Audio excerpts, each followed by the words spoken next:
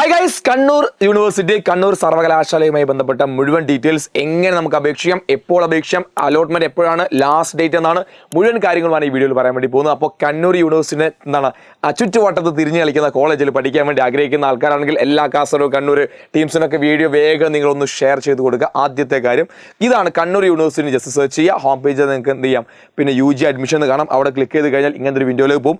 ആ വിൻഡോയിൽ നിന്ന് നിങ്ങളിവിടെ രജിസ്റ്റർ ഹിയർ എന്ന് കാണാം. കാരണം നിങ്ങൾ രജിസ്റ്റർ നിങ്ങൾ ആദ്യമായി ചെയ്യുന്ന ആൾക്കാരെ രജിസ്റ്റർ ചെയ്യുന്ന ക്ലിക്ക് ചെയ്ത് കഴിഞ്ഞാൽ നേരെ നിങ്ങൾക്ക് അടുത്ത വെബ്സൈറ്റിലേക്ക് പോകും. ആ വെബ്സൈറ്റിൽ നിങ്ങളുടെ പേര്, നിങ്ങളുടെ ഡീറ്റെയിൽസ്, നിങ്ങളുടെ ആധാർ നമ്പർ, നമുക്ക് ഒരു നോർമൽ നമ്മൾ രജിസ്ട്രേഷൻ പ്രോസസ് ചെയ്യുന്ന പോലെ എന്ത് ചെയ്യാം, നിങ്ങളുടെ രജിസ്ട്രേഷൻ ചെയ്യേണ്ടതാണ്. റെഡി?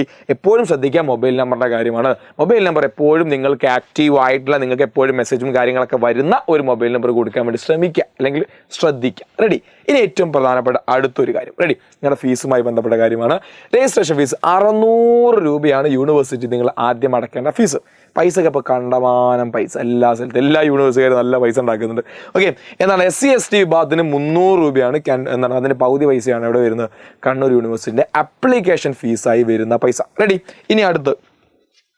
ഇനി പ്രധാനപ്പെട്ട കാര്യങ്ങളാണ്. നിങ്ങൾ ഈ വർഷത്തെ ഡിഗ്രിയുമായി ബന്ധപ്പെട്ട കണ്ണൂർ യൂണിവേഴ്സിറ്റിയുടെ ഏറ്റവും പ്രധാനപ്പെട്ട കാര്യമാണ്, ശ്രദ്ധയോടുകൂടി കേൾക്കുക. റെഡി?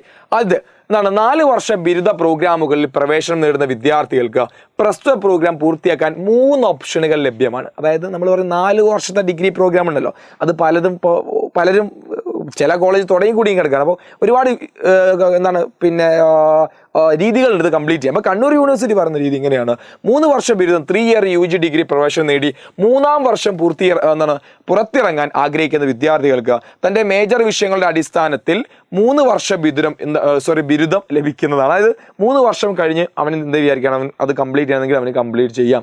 അപ്പോൾ സ്വാഭാവികമായിട്ടും എന്താണോ ആ ബിരുദം, ഫോർ എക്സാമ്പിൾ BA എക്കണോമിക്സ് ആണ് എടുത്ത്, BA എക്കണോമിക്സ് എന്ന പേരിൽ ഡിഗ്രി അവൻ്റെ കയ്യിൽ കിട്ടി, 3 വർഷം കൊണ്ട് നമുക്ക് കംപ്ലീറ്റ് ചെയ്യാവുന്നതാണ്. അടുത്തത്, പ്രവേശനം നേടി 4-ാം വർഷത്തിൽ വിദ്യാർത്ഥിക്ക് 2 ഓപ്ഷനുകൾ ലഭ്യമാണ്. എന്താണത്? ഒന്ന്, 4 വർഷ ബിരുദം ഓണേഴ്സ് അല്ലെങ്കിൽ 4 ഡിഗ്രി ഓണേഴ്സ് 4 വർഷം വിജയകരമായി പൂർത്തിയായ വിദ്യാർത്ഥികൾ പ്രസ്തുത ഡിഗ്രി ലഭിക്കുക. അതായത് 4 വർഷം കംപ്ലീറ്റ് ചെയ്യുകയാണെങ്കിൽ ഡിഗ്രിയുടെ കൂടെ ഹോണേഴ്സ് എന്ന് പറഞ്ഞ ഒരു ഡിഗ്രി, കുറച്ചും കൂടി ഒരു അഡ്വാൻസ്ഡ് ആയ സാധനം നിങ്ങളുടെ കയ്യിൽ കിട്ടും. 4 വർഷ ബിരുദം ഓണേഴ്സ് വിത്ത് റിസർച്ച് ഗവേഷണ മേഖല താല്പര്യ വിദ്യാർത്ഥികൾക്ക് 4 years UG degree honours with research തിരഞ്ഞെടുക്കാവുന്നതാണ്. വിജയകരമായി പൂർത്തിയാകുന്ന വിദ്യാർത്ഥികൾക്ക് പ്രസ്തുത ഡിഗ്രി ലഭിക്കുന്നതാണ്. അപ്പോൾ ഹോണേഴ്സ് എന്താണ്? ഹോണേഴ്സ് പിന്നെ ഇതുണ്ട്, ഹോണേഴ്സ് എന്താ പറയുന്നത്, ഹോണേഴ്സ് വിത്ത് റിസർച്ച്. അത് നമ്മൾ റിസർച്ചും കാര്യങ്ങളൊക്കെ ചെയ്യാൻ ആഗ്രഹിക്കുന്ന ആൾക്ക് ഹോണേഴ്സ് റിസർച്ച് ഉണ്ട്. ഇനി ഇതിൻ്റെ മറ്റൊരു കാര്യം, അതായത് നമ്മൾ 4 വർഷം ഈ കോഴ്സ് കഴിഞ്ഞാൽ പിന്നെ ഡിഗ്രി നിങ്ങൾക്ക് 1 year ആണ് നിങ്ങൾ ഡിഗ്രി ചെയ്യേണ്ടത് കേട്ടോ. അതുകൊണ്ട് നിങ്ങൾ അതിലൊരു കൺഫ്യൂഷൻ വേണ്ട. 1 വർഷം നിങ്ങൾ ഡിഗ്രി, അപ്പോൾ ഈ കോഴ്സ് എടുത്തു കഴിഞ്ഞാൽ ഡിഗ്രിക്കും കൂടി 1 വർഷമാണ് ഡിഗ്രിക്ക് ഡിഗ്രിയിൽ നിന്ന് PGക്ക് നിങ്ങൾ മാറ്റി വെക്കേണ്ടത്. റെഡി?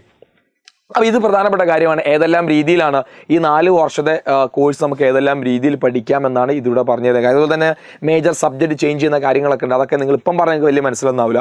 നിങ്ങളൊന്ന് കോളേജിൽ എത്തിക്കഴിഞ്ഞാൽ ആ കാര്യങ്ങളൊക്കെ പറഞ്ഞ് നിങ്ങൾക്ക് മനസ്സിലാവും. റെഡി? ഇനി അടുത്ത കാര്യം, പിന്നെ നമ്മുടെ ഓൺലൈൻ രജിസ്ട്രേഷൻ അവസാന ഡേറ്റ് എന്നാണ് കണ്ണൂർ യൂണിവേഴ്സിറ്റിയിൽ അപ്ലൈ ചെയ്യേണ്ട അവസാന ഡേറ്റ്. ശ്രദ്ധിച്ചോ, ഓൺലൈൻ രജിസ്ട്രേഷൻ May 30 എന്നാണ് 2025 വൈകുന്നേരം 5 മണി മുതൽ ആരംഭിച്ച് 17 ജൂൺ 17 വൈകുന്നേരം 5 മണി വരെ സമയമുണ്ട്. ഇഷ്ടംപോലെ സമയമുണ്ട്, ഇഷ്ടംപോലെ സമയം, 2000-ഓളം സമയം ഇനി നിങ്ങൾക്ക് ബാക്കിയുണ്ട്. ഓക്കെ, ഓൺലൈൻ രജിസ്ട്രേഷൻ അവസാനം തീയതി വരെ അപേക്ഷകളിലെ തെറ്റുകൾ ഫീ ഇല്ലാതെ തന്നെ തിരുത്താവുന്നതാണ്. അതിനുശേഷമുള്ള തിരുത്തുകൾ ഫീ ഈടാക്കുന്നതാണ്. രജിസ്ട്രേഷൻ സംബന്ധമായ വിവരങ്ങൾ admission.kannur.ac.in വെബ്സൈറ്റിൽ കയറി കഴിഞ്ഞാൽ നിങ്ങൾക്ക് അഡ്മിഷൻ പ്രോസസ് കൊടുക്കാം. അതിൻ്റെ ലിങ്ക് താഴെ ഞാൻ ഡിസ്ക്രിപ്ഷൻ ബോക്സിൽ കൊടുക്കുന്നുണ്ട്. അടുത്ത കാര്യം ശ്രദ്ധിച്ചോ, അടുത്ത കാര്യം, നിലവിൽ അംഗീകരിച്ച ഷെഡ്യൂൾ പ്രകാരം 19/6/2025 1-ാം അലോട്ട്മെന്റും 25/6/2000 2-ാം അലോട്ട്മെന്റും നടക്കുന്നതാണ്.